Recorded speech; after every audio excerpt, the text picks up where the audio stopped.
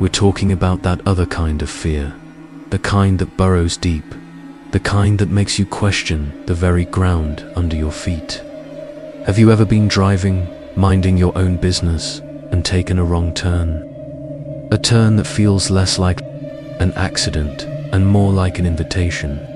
If you have, you know that quiet dread that settles in. Now, imagine that feeling amplified 1,000 times over. Before we dive headfirst into this, if you're feeling that chill creeping up your spine already, do me a favor, hit that like button. Seriously, it helps tell the algorithms that you're into this kind of content, and it helps me bring you more. Subscribe if you haven't already, and for real, leave a comment below. Have you ever experienced something unexplainable in the middle of nowhere? I read every single one. Okay, ready? Because once we start, there's no turning back. Hudson considered himself a quintessential Bostonian. He loved the brick, the history, the comforting thrum of city life. He was a creature of routine, of bustling streets and familiar faces. So, when an old, distant relative greatened, he'd never even known he had passed away and left him a small, dilapidated property. He saw it as nothing more than an inconvenient inheritance, a quick fixer-upper and flip. The property, according to the legal documents, was located just outside the official limits of Greater Boston, in a place so remote it barely registered on modern GPS systems. A place called Blackwood Hollow. Blackwood Hollow, Hudson muttered to his reflection one crisp autumn morning, a sarcastic curl to his lip. Sounds like something out of a bad horror movie. He packed a small bag, mostly snacks and a few tools, expecting a quick assessment trip. Get in, survey the mess, get out, easy. The drive started normally enough.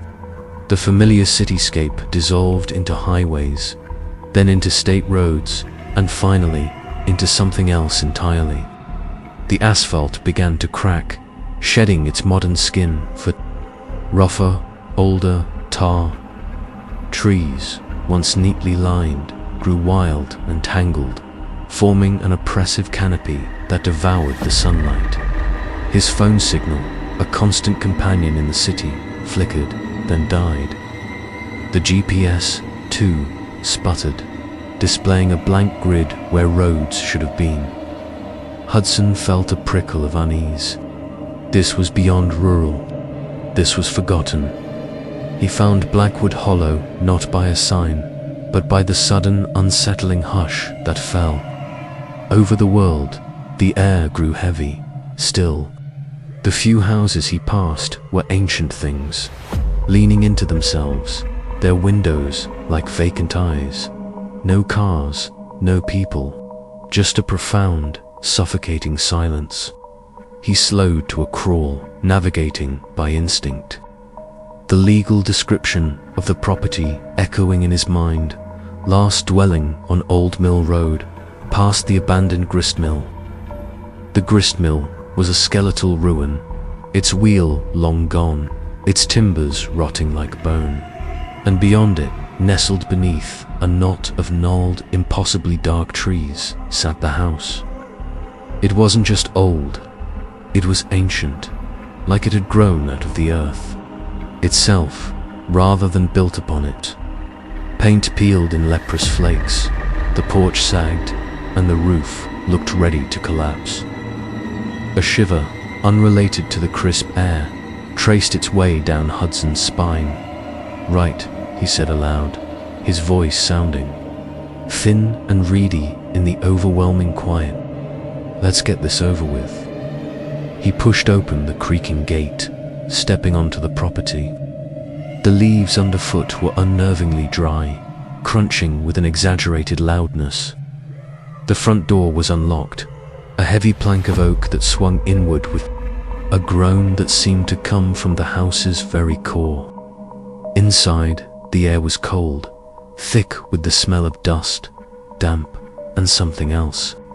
something faintly metallic, like old blood or rust. Sunlight struggled through grimy windows, painting weak stripes across the floorboards. Everything was covered in a thick layer of grime, but beneath it, Hudson could see the outlines of old, sturdy furniture shrouded in white sheets. It felt less like a house and more like a tomb. He cautiously explored the ground floor. A living room, a dining room, a kitchen, all draped, eerily still. He climbed the stairs, each step a protest against his weight. Upstairs, 2 bedrooms and a bathroom. One of the bedrooms, presumably his great-aunt's, was different. No sheet over the bed, just a thin, threadbare quilt. On the bedside table, a single, flickering candle and a small, leather-bound journal. Curiosity, a dangerous companion in places like this, urged him forward. He picked up the journal. The pages were brittle, the script faded, but legible. It was his great-aunt's, dated decades ago. Her entries were disjointed, rambling.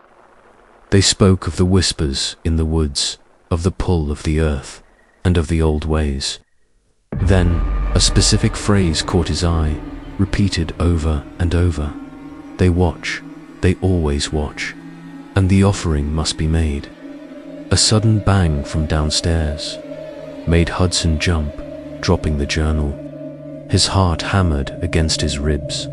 He froze, straining his ears, but there was nothing now but the oppressive silence. Just the house settling, he told himself, trying to calm his racing pulse. He continued, reading, fascinated despite his growing dread. The entries grew more erratic, more desperate. She wrote of strange figures in the periphery, of things moving just beyond the edge of sight. And then, a series of crude, disturbing sketches, stick figures with elongated limbs, faceless, performing what looked like a dance. And beneath them, a symbol, a jagged, incomplete circle with 3 lines radiating outwards, like claws. A chill, deeper than before, enveloped him. He looked up, his eyes darting to the window. Through the grimy pane, he saw it, or thought he did. A flicker of movement at the edge of the dense, dark woods surrounding the house. A tall, impossibly thin shadow, just for a moment, against the gloom. He blinked, but it was gone. He clutched the journal. His logical mind screamed hallucination, paranoia. But the primal part of his brain, the one that screamed run, was winning. He needed to get out.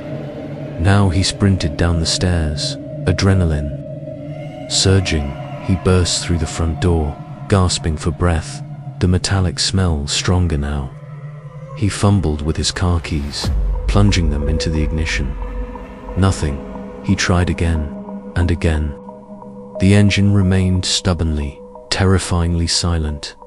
Panic, cold and sharp, seized him. He tried his phone, hoping against hope. Still no signal. He was trapped. As dusk began to paint the sky with bruised purples and blood oranges, the whispers started. They weren't in his head. They were real, faint at first, carried on the wind, rustling through the leaves of the ancient trees.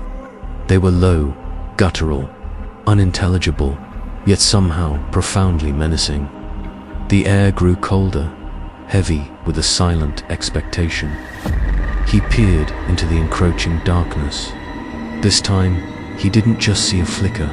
He saw them, dozens of them, standing in the woods just beyond the tree line, barely visible against the deepening shadows. Tall, gaunt figures, utterly still. He couldn't make out faces, just the impression of dark, elongated forms. They were watching him. The entry from the journal echoed in his mind. They watch, they always watch, and the offering must be made. He scrambled back inside, slamming the heavy door shut, fumbling for the lock. He barricaded it with an old, heavy chest, his hands shaking so violently he could barely move. He grabbed the journal, frantically flipping through the last few pages. The final entry, scrawled in a frantic hand, was dated the day before she died. "They are here. They are waiting. The ritual. The land demands its due. I cannot fight it. Anymore, I cannot." The entry ended abruptly, and beneath it, not her handwriting, but that same jagged, claw-like symbol, crudely etched into the page, fresh and dark. The whispers outside grew louder, no longer just a murmur, but a chorus, rising in a discordant, alien chant. Something scraped against the side of the house, a long, dragging sound. Then, a slow, deliberate tap against the window pane.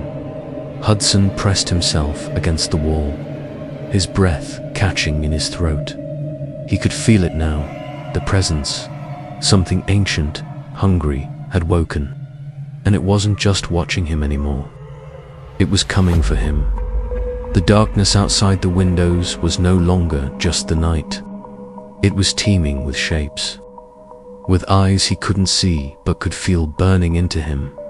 He heard the faint, telltale thump of something heavy landing on the roof, and then the unmistakable sound of something dragging itself across the old, creaking timbers above his head. He closed his eyes, squeezing them shut.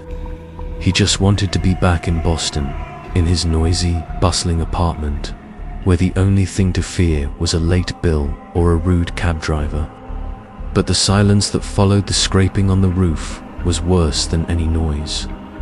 It was the silence of a predator waiting. Hudson was found 3 days later, wandering aimlessly on the outskirts of Boston, disoriented and babbling. He was dehydrated, covered in scratches, and his eyes held a vacant, faraway look. He spoke of the house, of the shadows, in the woods, of the whispers. But mostly, he spoke of the symbol, the jagged claw, which he'd somehow managed to carve into his own forearm. Deep and angry. The house in Blackwood Hollow was never found again, or so the local authorities claimed. They said it was a delusion, a trauma-induced hallucination. But sometimes, when the wind blows just right through the old, forgotten parts of Massachusetts, you can hear it. A faint, low whisper carried on the air, asking, "Who's next?"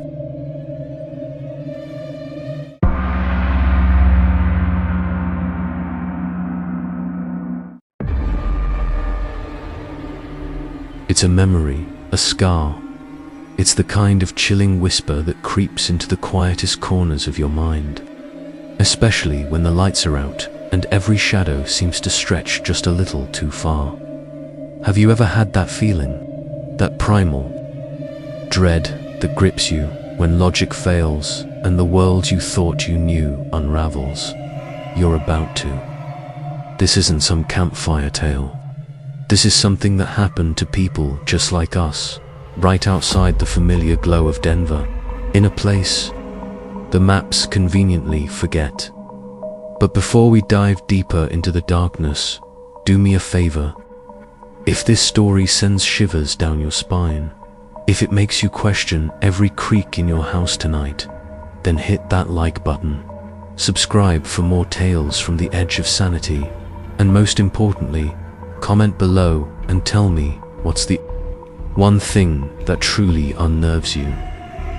What's your deepest, most irrational fear? Maybe, just maybe, it's not so irrational after all. It started innocently enough, as all the best nightmares do. Leo and Nora, a couple in their late 20s, utterly smitten and perpetually exhausted by the Denver grind, decided they needed an escape. Not the usual Aspen ski trip or Rocky Mountain National Park hike. No, they wanted quiet, real quiet. The kind of quiet where the only sound is your own heartbeat. They found it on a lesser-known rental site, an old, rustic cabin described as secluded and charming, nestled in the foothills somewhere west of Pine, deep within Pike National Forest. The photos showed a quaint log structure, a roaring fireplace, an endless forest. Idyllic, right? It'll be perfect, Nora had gushed, tracing the pixelated image of the cabin on Leo's laptop screen. No cell service, no Wi-Fi, just us and nature. Leo, ever the practical one, double-checked the directions. Says it's about an hour and a half drive. The last 20 miles are on a dirt road. Sounds like an adventure. You know that feeling when the city lights fade behind you and the open road stretches ahead? That thrill of freedom, they felt it. But as they drove further, past the last gas station with its flickering fluorescent sign, past the last cluster of houses that looked more like forgotten shacks than homes, a different kind of feeling began to set in. The sky, usually a vibrant Colorado blue, seemed to press down, heavy and grey. The pine trees, towering and majestic at first, started to feel like silent, accusing sentinels. The paved road dissolved into a winding, potholed dirt track, just as the directions promised. But the map on Leo's phone flickered, then froze. Nora's phone, dead silence. No bars, just static in the air. Guess we really are off the grid, Nora attempted to joke, but her voice held a slight tremor she couldn't quite mask. The drive stretched. 20 miles felt like 100. The forest grew denser, the light dimmer, even though it was only mid. They passed no other cars, no signs of life, just an occasional, rusted mailbox leaning precariously, its flag long gone. The air grew colder, charged with a strange stillness. You could practically taste the isolation. Finally, through a thicket of gnarled ancient pines, they saw it. The cabin, it looked different from the photos. Older, much older. The logs were dark, almost black with age, and the porch sagged precariously. The windows, small and murky, seemed to stare out like vacant eyes. A single, rickety swing creaked on the porch, even though there was no breeze. "Well," Leo said, his voice flat, "charming it is." They unloaded their bags in a tense silence. Inside, the cabin smelled of dust, damp earth, and something else. Something indescribably musty and ancient, like forgotten secrets decaying in the walls. The air was heavy, the silence oppressive. Every creak of the old floorboards, every rustle of the leaves outside, echoed UNNERVINGLY. As Nora lit a fire in the stone fireplace, Leo tried to connect to the cabin's ancient landline, only to find it dead. No phone, no internet, no radio even, were truly cut off. That first night, the sounds began. Soft at first, a rhythmic scratching coming from somewhere outside, directly beneath the floorboards. It sounded too deliberate, too focused to be an animal. Leo went out with a flashlight, but found nothing, just the impenetrable darkness of the woods. Probably just a squirrel, he'd said, trying to reassure Nora and himself. But later, lying in bed, they both heard it again. A whisper just outside their closed window. Faint, indistinct, but definitely there. It sounded like a name being called, distorted, stretched. Nora clutched Leo's arm. "Did you hear that?" He nodded, his throat tight. "Go back to sleep, hun. It's just the wind playing tricks." But neither of them slept much that night. The next morning, the unease only deepened. There were faint, muddy footprints leading from the woods to their porch. Too large for a deer, too small for a bear. and they had too many toes. 5 distinct marks, but then another, smaller, misshapen one beside the big toe on each print. Nora felt a profound nausea. They hadn't seen a drop of rain. "We need to leave," Nora declared, her voice trembling. Now, Leo, though unnerved, agreed, without argument. They packed their meager belongings in a frantic haste. But when Leo tried to start the car, the engine sputtered, coughed, and died. Again and again, panic began to set in. "The car won't start," Leo yelled, frustration giving way to fear. He tried the battery. Nothing. It seemed perfectly fine. Okay, Nora said, trying to breathe. "We walk. We came from the main road. We can walk back." You can imagine the dread, can't you? Stranded, cut off, with that forest pressing in around them. As they stepped onto the porch, a guttural wet gurgle echoed from the woods. It wasn't an animal sound. It was a voice, deep, broken, and close. They froze. The air grew heavy, the silence ringing in their ears. Then, a shadow detached itself from the gloom between the trees. It was tall, impossibly thin, and moved with a jerky, unnatural gait. They couldn't make out features, but they felt its gaze, a cold, hungry stare. "Run," Leo screamed, pulling Nora off the porch.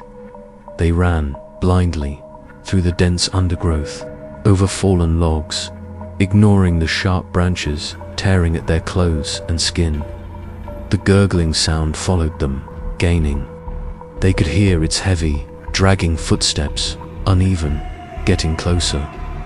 Suddenly, Nora tripped, tumbling to the ground. Leo spun, ready to fight, to protect her. But then he saw it. Not just it, them. More shadows, slipping through the trees, surrounding the cabin they had just fled. They were converging. A strange, low hum filled the air, like a swarm of angry bees, but deeper, more resonant. A chorus of the guttural gurgles joined the hum. Leo helped Nora up, pulling her into a desperate, renewed sprint. They weren't just running from something, they were running through something. The forest itself felt alive, antagonistic. Trees seemed to shift, branches to snag, roots to trip them. They ran for what felt like hours, their lungs burning, legs screaming. Just when they thought they couldn't take another step, they burst out of the woods onto a narrow, paved road. A road they didn't recognize, and in the distance, a pair of headlights. They staggered into the middle of the road, waving frantically. The car, an old pickup truck, screeched to a halt. A weathered old man with shrewd eyes peered out. "You too. Look like you've seen a ghost. We just need a ride. Anywhere, away from here," Leo gasped, pointing vaguely back into the trees. The old man's eyes narrowed, a knowing glint in them. He took one look at their disheveled, terrified state, and then his gaze drifted to something behind them in the dark woods. A faint, lingering hum seemed to vibrate in the air. He didn't say another word, just nodded towards the truck bed. They clambered in, collapsing against their meager bags. The old man drove without a word, eventually dropping them off at a small roadside motel far from anything resembling the woods. He looked at them, a strange mixture of pity and warning in his gaze. "Some places ain't meant for city folk," he rasped, then drove off into the night, leaving them alone with their terror. Leo and Nora eventually made it back to Denver. They never spoke of what they truly saw or heard or felt in those woods. They tried to resume their lives, but something fundamental had shifted. The quiet peace they once sought now suffocated them. Every shadow in their apartment seemed to hold a hint of that unnatural thinness. Every distant sound, a low gurgle. Sometimes, late at night, when the city is quietest, Nora swears she hears a faint, rhythmic scratching beneath their floorboards.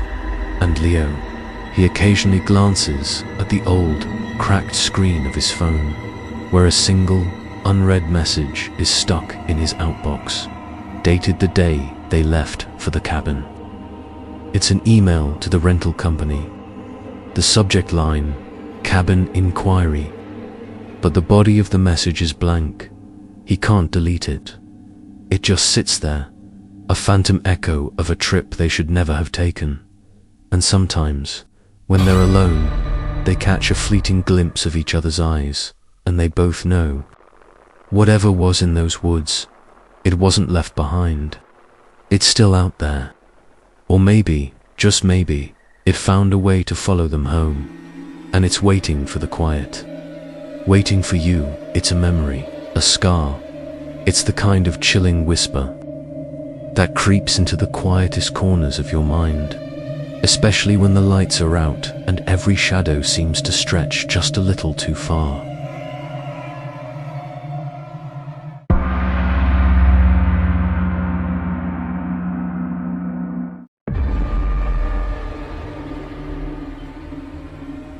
Don't go there.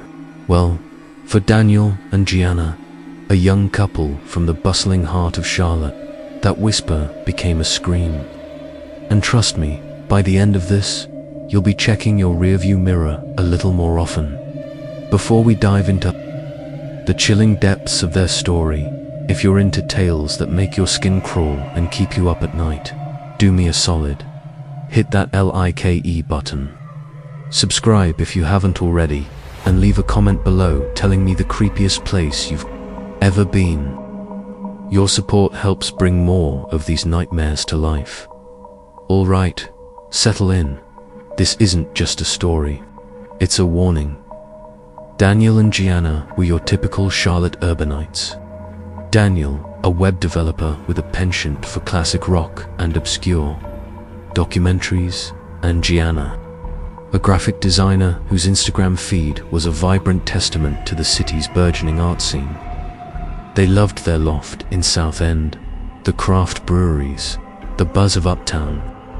But even the best city life can get ... repetitive. One sweltering July afternoon, after a particularly draining week of deadlines, Daniel suggested a spontaneous escape. Let's ditch the concrete jungle, GI, he'd said, scrolling through his phone. Found this old article about some forgotten, scenic route out past Gastonia, supposed to be beautiful, no tourists, just raw Carolina. Perfect for a digital detox. Perpetually tethered to her phone, looked up, intrigued. No signal, old route. Sounds like a horror movie premise, babe. She laughed, but there was a glint of adventurous curiosity in her eyes. All right, let's do it. Just promise me we'll be back before anything with a chainsaw shows up. Ah, if only. A chainsaw was all they had to worry about. They packed an overnight bag, some snacks, and a playlist of upbeat indie tunes, leaving the familiar sprawl of Charlotte behind. The sun was dipping low as they passed through Gastonia, the cityscape slowly giving way to rolling fields and denser tree lines. Daniel's GPS, ever reliable in the city grid, started to falter as they turned onto what was optimistically called Old Mill Road. At first, it was idyllic. Golden hour lights streamed through ancient oaks, painting the asphalt in dappled shadows. The air grew cooler, carrying the scent of pine and damp earth. But then, the paved road turned to gravel, the trees pressed in closer, and the feeling of isolation began to settle in. You know that quiet, don't you? The kind that makes you instinctively lower your voice, even if you're alone. It was that kind of quiet, amplified. Hey, my signal just dropped.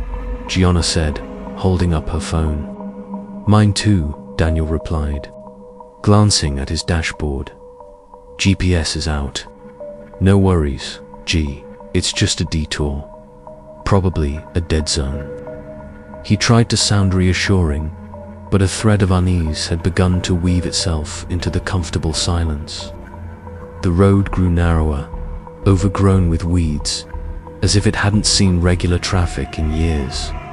Dilapidated, skeletal barns appeared occasionally in clearings, their windows like vacant ice ores. The trees, once majestic, now seemed to lean inward, their branches gnarled and reaching, forming a perpetual twilight tunnel. Suddenly, the car sputtered. Daniel gripped the wheel. What the hell? The engine coughed once, twice, then died with a final, defeated groan.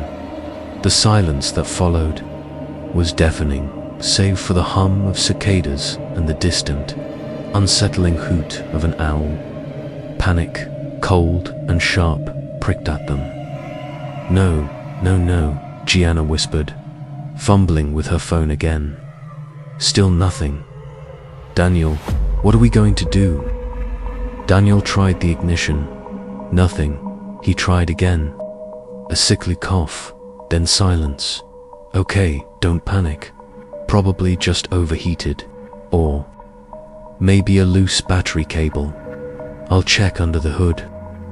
As he stepped out, the air was surprisingly cold for July. A shiver traced its way down his spine, unrelated to the temperature. The trees seemed to loom even taller, their shadows growing, long and distorted in the fading light. He popped the hood, but his limited mechanical knowledge offered no immediate answers. Gianna, still in the car, suddenly gasped, Daniel, look. He squinted into the deepening gloom.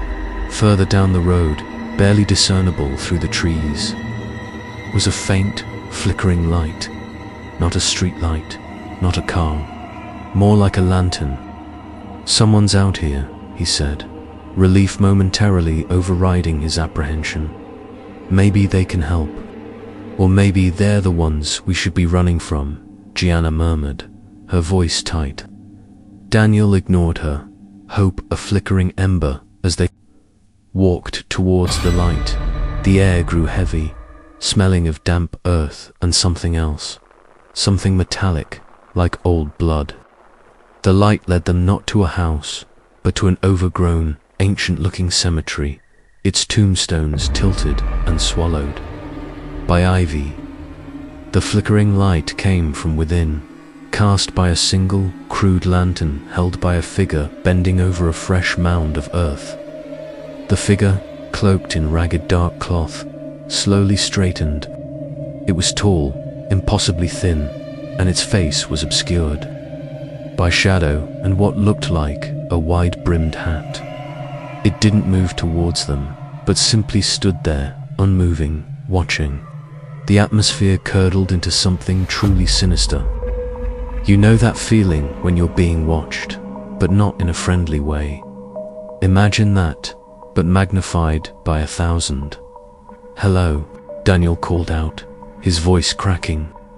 The figure remained silent, unmoving, but the feeling of being seen intensified, an almost physical weight.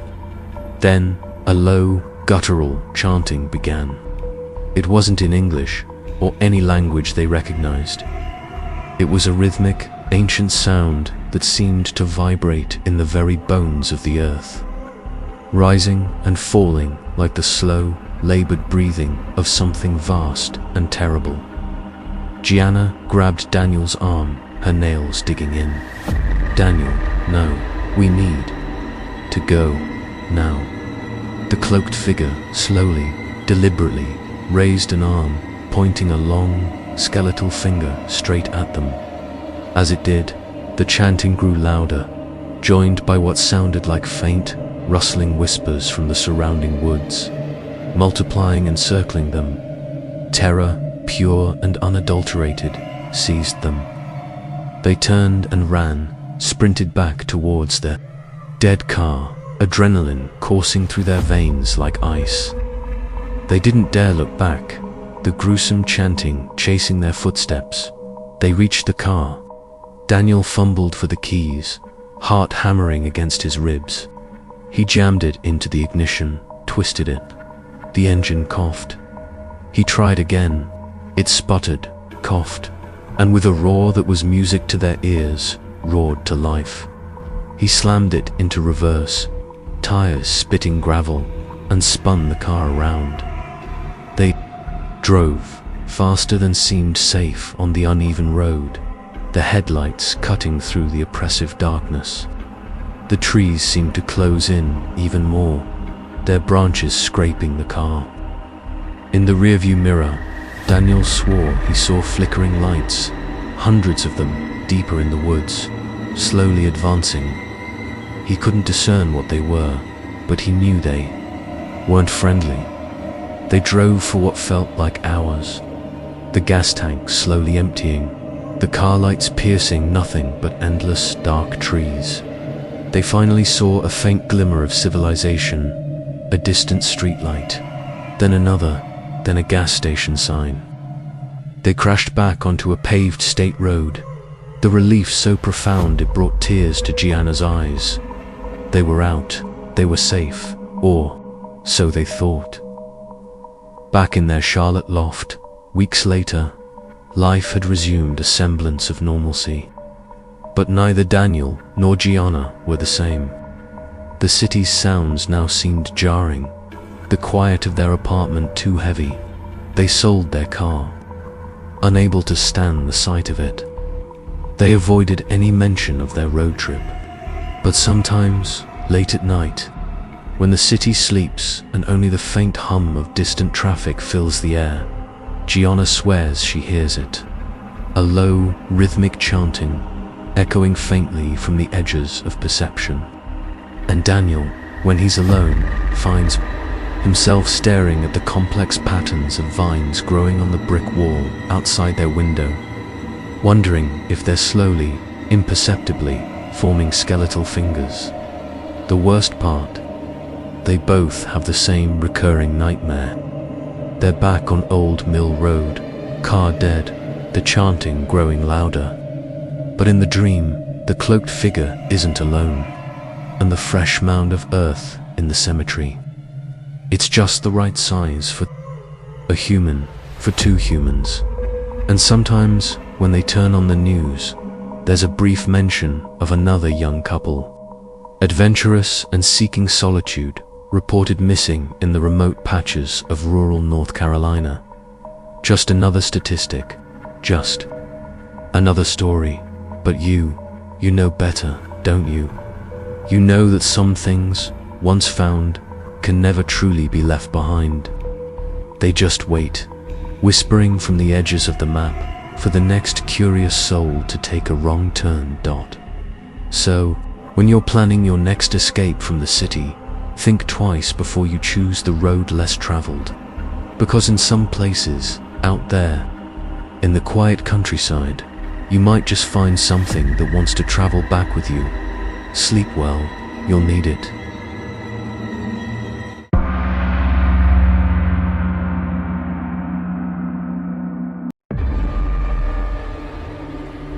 What if your feeling wasn't just in your head? What if it was a warning? Because for Owen, a Seattle-based graphic designer who just wanted a break from the city noise, that feeling became his horrifying reality. Before we plunge into the heart of this nightmare, if you're enjoying the chill, hit that like button right now. Subscribe if you haven't already. You won't want to miss our next deep dive into the unknown. And seriously, comment below with the creepiest thing that's ever happened to you. Maybe we can help each other sleep tonight, or not. Now, let's talk about Owen. Owen was your typical Seattlite. Loved his coffee, hiked on weekends, and often found himself dreaming of escaping the endless grey and the constant hum of urban life. He craved silence, true silence, not the muffled kind you get in an apartment building, but the deep, echoing quiet of the wilderness. He found it, or so he thought, in a listing for a rustic cabin deep in the Washington countryside, a few hours' drive east of Seattle, nestled in a particularly isolated pocket of the Cascade foothills. The AD promised unspoiled nature and complete solitude. It delivered on the latter with a vengeance. The drive alone was unsettling. The highway eventually dissolved into gravel, then into a barely there dirt track, overgrown with ferns and shadowed by colossal firs. His cell signal died a slow, agonizing death miles before he reached the turnoff, leaving him truly off-grid. The air grew heavy, damp, and still. The forest pressed in, a wall of ancient whispering trees that seemed to lean over the narrow path as if scrutinizing his every move. When he finally pulled into the clearing, the cabin stood hunched beneath a perpetually overcast sky, looking less rustic and more abandoned. It was small, made of dark, weathered timber, with a single, uninviting window on the front. A faint, almost imperceptible musty smell clung to the air, like old earth and forgotten things. He tried to shake off the unease. New place, new smells, right. He unpacked, setting up his laptop and a few sketchbooks. The silence inside was profound, broken only by the creak of the old house settling or the rustle of unexplained movements in the walls. That night, sleep didn't come easy. The wind picked up, a low, mournful sigh through the trees that sounded eerily like distant, distorted voices.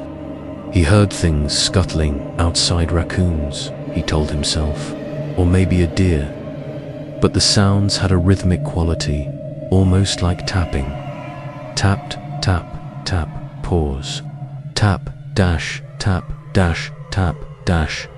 Have you ever been somewhere so isolated you start questioning your own senses?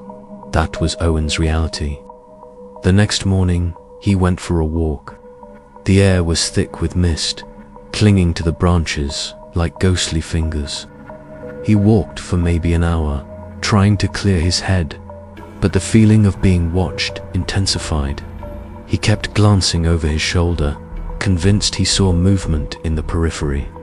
A flash of something dark darting between the trees.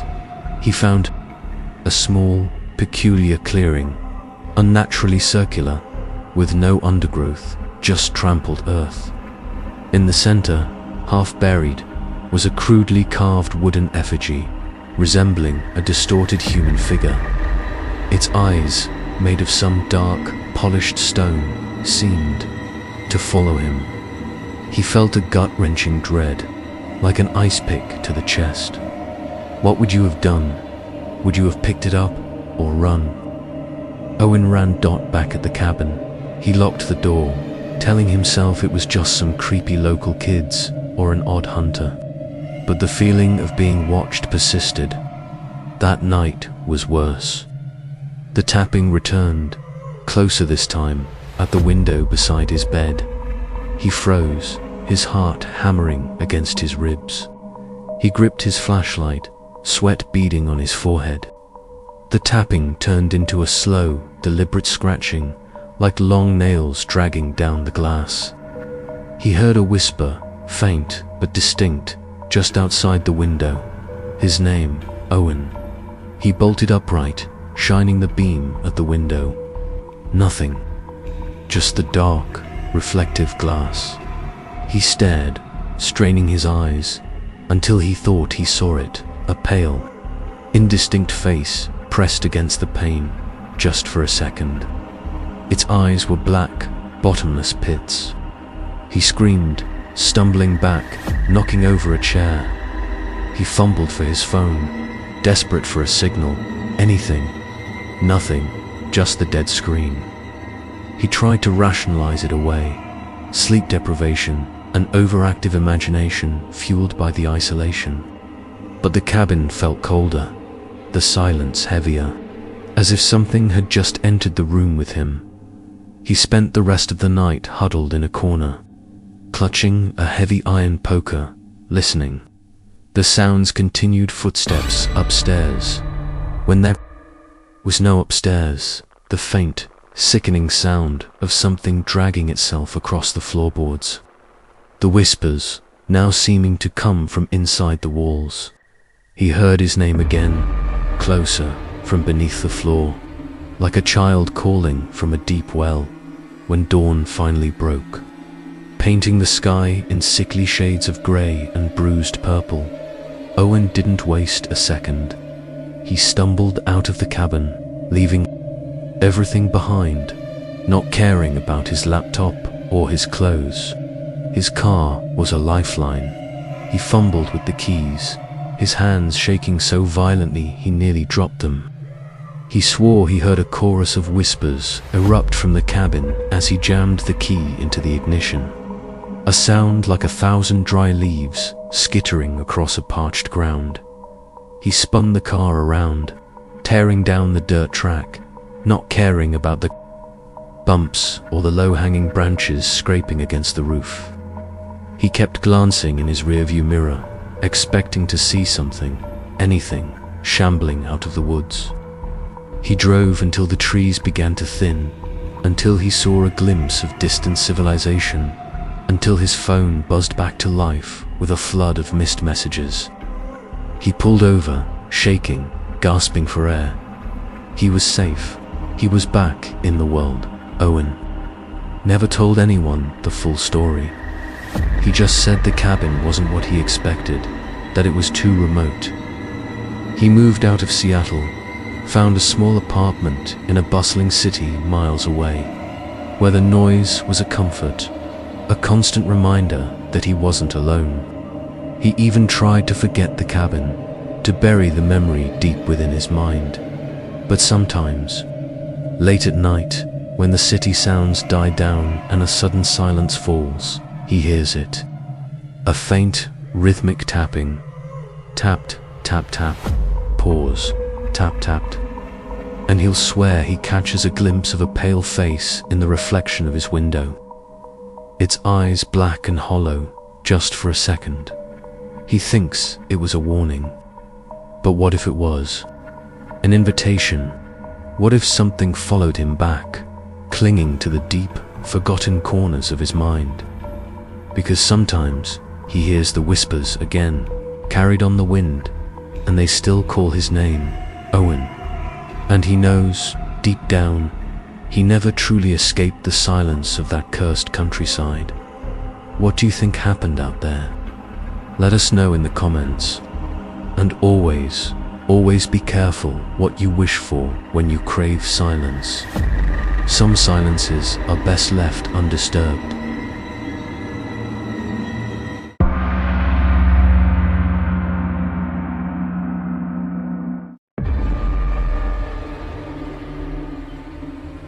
Imagine this. It's late. The kind of late where the air grows heavy and the city lights of Nashville are a fading blur in your rearview mirror. You're Samuel, and you've just wrapped up a 2-day work trip out in the sticks, somewhere even the satellites seem to forget. You're trying to get home, a warm shower, and your own bed calling your name like a siren's song. The GPS, usually your infallible guide, is set to take you the fastest route back to the bright lights of Music City. But then, it happens. A subtle shift. One moment you're cruising down a familiar state highway, the next your phone screen flickers. The little blue arrow spinning wildly before settling on a route you don't. Turn left in 300 feet. A synthesized voice chirps, utterly devoid of the rising panic you're starting to feel. It's an unpaved road, barely more than a gravel track swallowed by thick, oppressive woods. On instinct, you hesitate.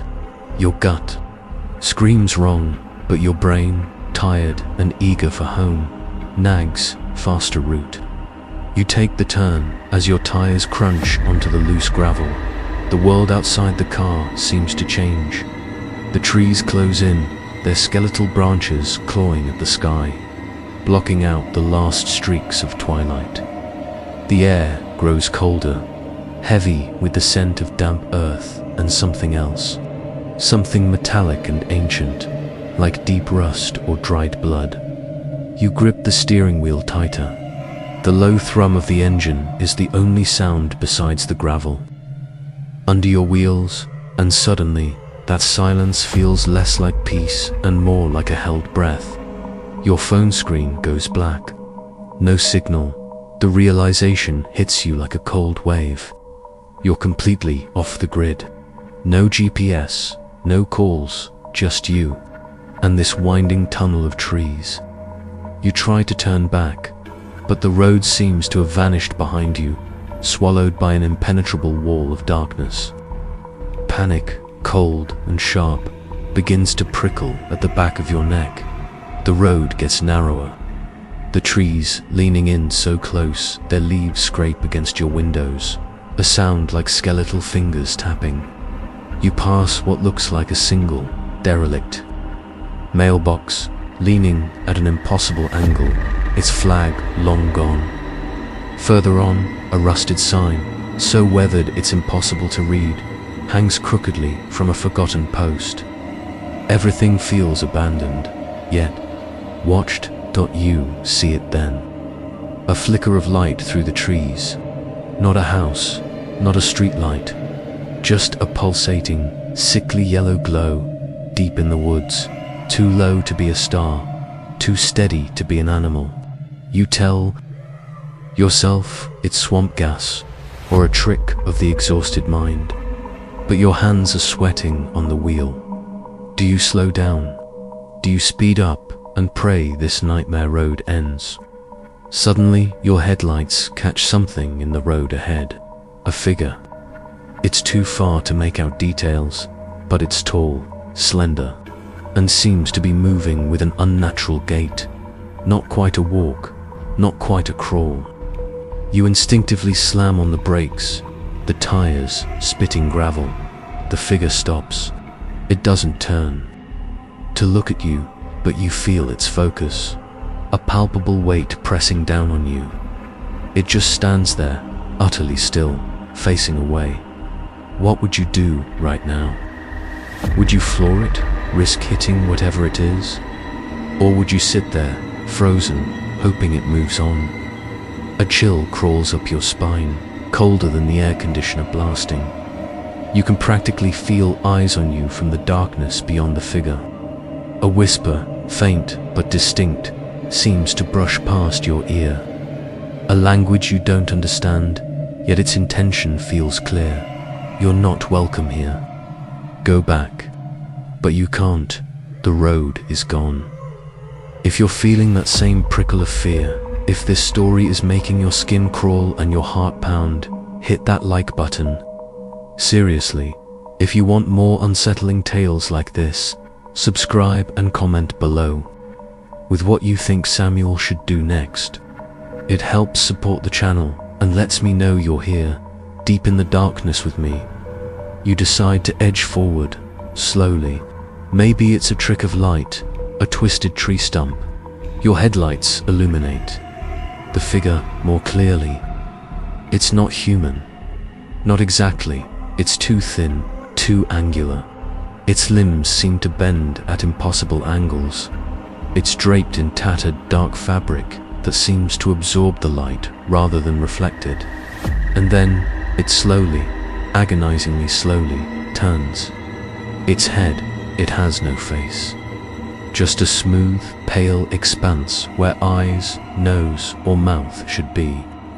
But you feel its gaze, an ancient, consuming emptiness that threatens to swallow your very soul. A low, guttural sound, like stones grinding together, emanates from it. Your breath catches in your throat. This isn't a person lost on the road. This is something from a nightmare, something that doesn't belong in the waking world. You throw the car into reverse, tires spinning wildly on the gravel as you try to escape, but the figure mirrors your movement, gliding backward with an impossible grace, never breaking that faceless stare.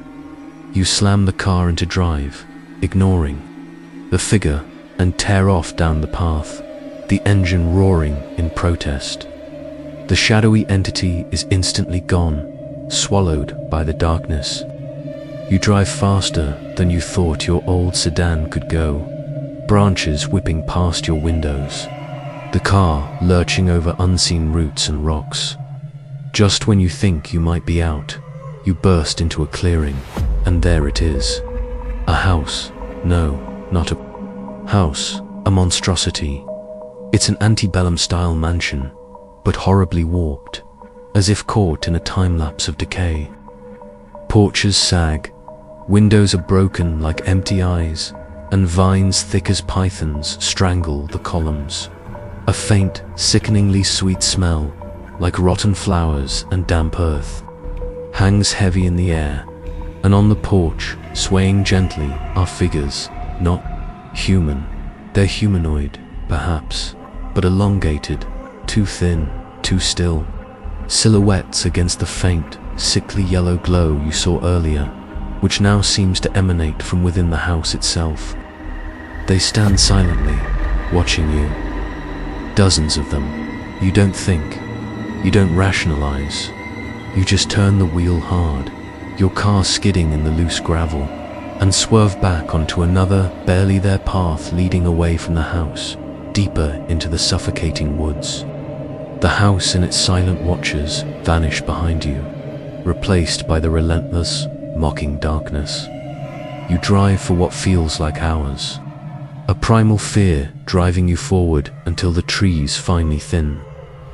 Suddenly, unexpectedly, you see the familiar glow of distant streetlights, pavement, a sign Route 70. You're back, you gasp, a ragged, choking sound as your car rolls onto the highway, leaving the nightmare behind. The drive back to Nashville is a blur. You remember nothing but the white knuckles on the wheel, the cold sweat, and the constant nagging feeling that something had latched onto you. You pull into your driveway, the house dark and quiet. Stepping out of the car, your legs feel like jelly. You glance at the passenger seat. There, nestled on the worn fabric, is a small, dark object. It's a piece of something gnarled and ancient, like petrified wood, but intricately carved with symbols you don't recognize. The same strange, unsettling etchings you thought you'd seen on that ancient, rusted sign back on the gravel path. You didn't put it there. You don't remember picking it up. You don't sleep that night. Every creak of the house, every rustle of leaves outside your window, makes your heart leap. You bury the carved object deep in your junk drawer, trying to convince yourself it was always there, a forgotten souvenir. But as the days turn into weeks, that feeling never truly leaves you. The countryside around Nashville, once just a scenic backdrop, now holds a sinister mystery. And every now and then, late at night, when the house is still and the city lights are dim, you think you hear a faint guttural sound, like stones, grinding together just beyond your window, and you wonder if the fastest route didn't just take you home, but brought a piece of there with you.